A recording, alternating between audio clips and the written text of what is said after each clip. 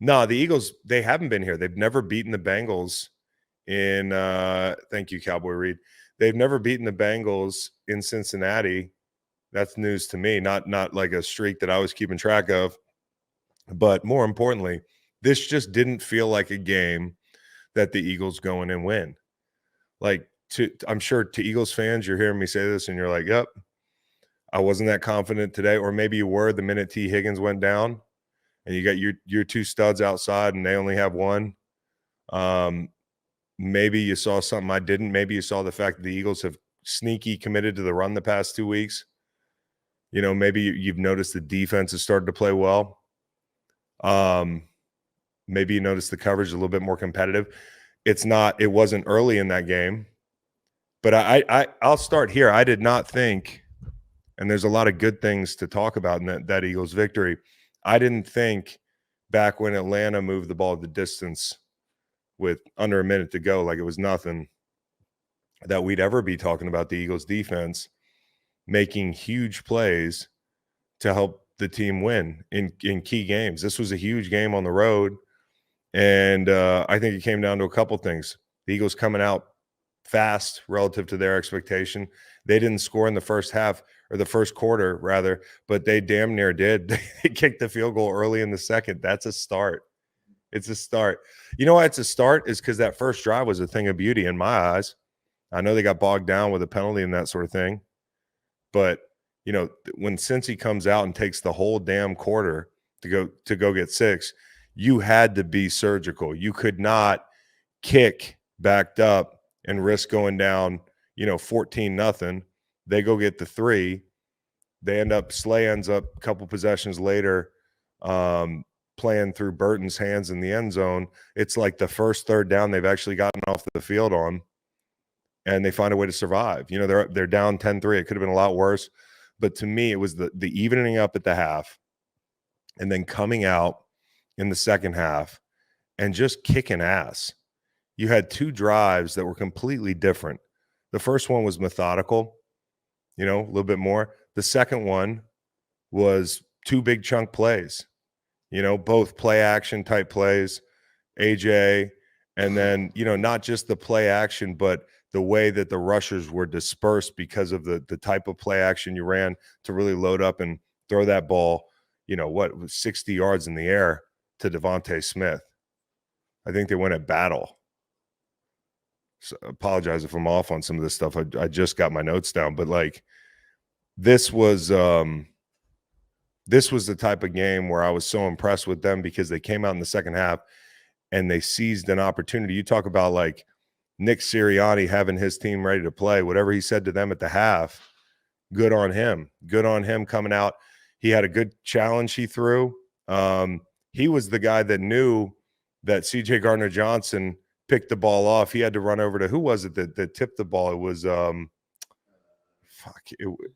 it was Rodgers. Rodgers tipped the ball to C.J. Gardner-Johnson. I think Sirianni, with his red flag hanging out of his pocket, ran the length of the sideline to tell Rodgers, hey, you picked the ball off, or you caused the pick, man. He thought it was like incomplete.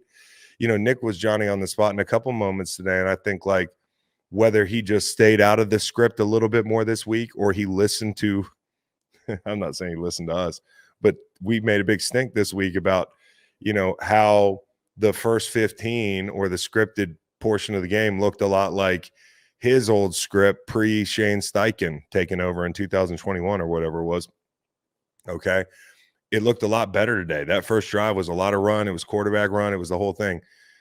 Long story short, I think that the offense coming out at the beginning of the game and the second half, coming out and getting those scores and defining the game.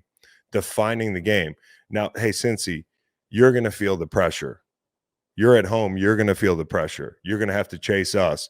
I thought the defense making some big plays. I already talked about Rodgers, young player, tipping it to a veteran, right, getting off the field. One of the biggest sequences of the whole game was 3rd and 1. And it's Nakobe Dean knifing in there. It's Brandon Graham and I think Milton Williams playing the hell out of their blocks, building a wall, Dean knifing in there. And then Cooper DeJean, who everything seems to have changed since they inserted him into the lineup, making an incredible play. I always say the play starts when the motion starts.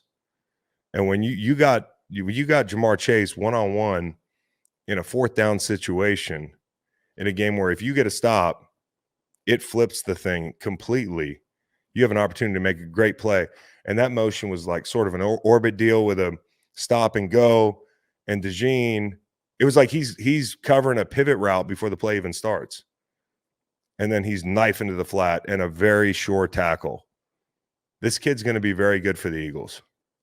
Considering where he was in training camp and, going to training camp, hearing what they were saying about him, hearing what they were saying outwardly about him, Vic Fangio at the start of the season, he's not where we need him to be. He's as good as he could be, but he's not where we need him to be. I'm paraphrasing, but because of the injuries and that sort of thing, to have him now, you see what the complete picture was going to look like a little bit more. And yeah, they're being a little bit more aggressive and that sort of thing.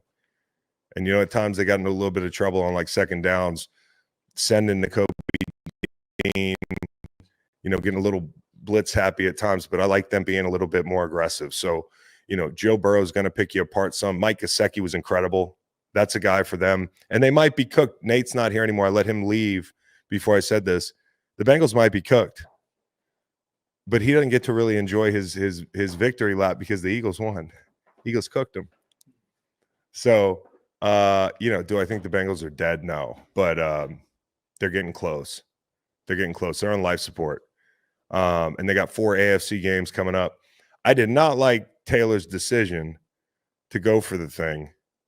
I think that went to show you how they were feeling about the groove that the Eagles were getting into to start the second half.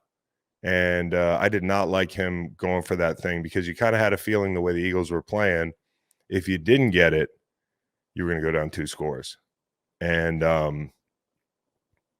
I just thought the Eagles defense really stepped up. How about Nolan Smith? Really good rush. I've talked about the edges he's been setting all year. The Georgia guys are coming along a little bit. N'Kobe's played pretty good in some spots. And I think for Howie Roseman to get Quignon, to get DeJean in the same draft, seeing the way these guys are coming along, like Nolan Smith coming along, taking some pressure off you in that, from that standpoint, you're not thinking about Huff as much because you got a guy over there who can give you quality snaps. I think Fred Johnson playing pretty well was a big deal, right? Guy who spent some time in Cincinnati. I didn't even realize probably cross paths with Trey in practice before, good to know what you're dealing with. If that's the case, he probably was over there, but I think it's article like 10,000 when it comes to Stout being one of the best offensive line coaches in the game, getting Fred Johnson to, he's the best, getting Fred Johnson ready to go. Right. Steen, who I thought the penalties on him were a little bit ticky-tack.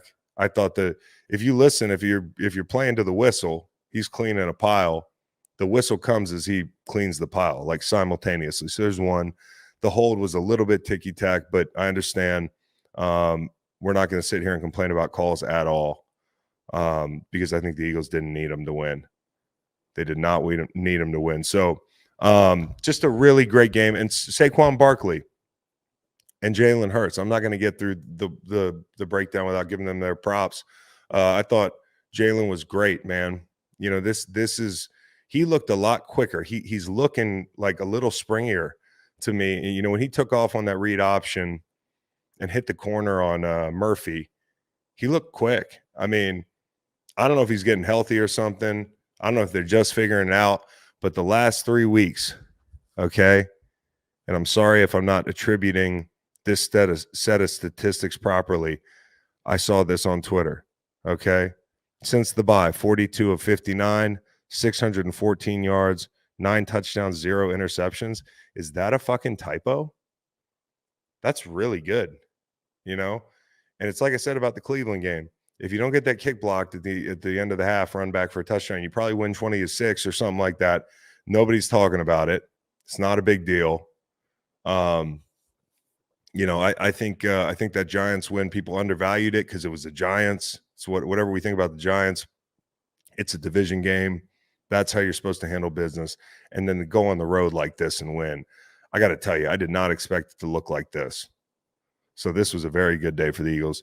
Great day for Nick Sirianni. 3-0 since he got that haircut. Okay. It's not a trend that I was all over.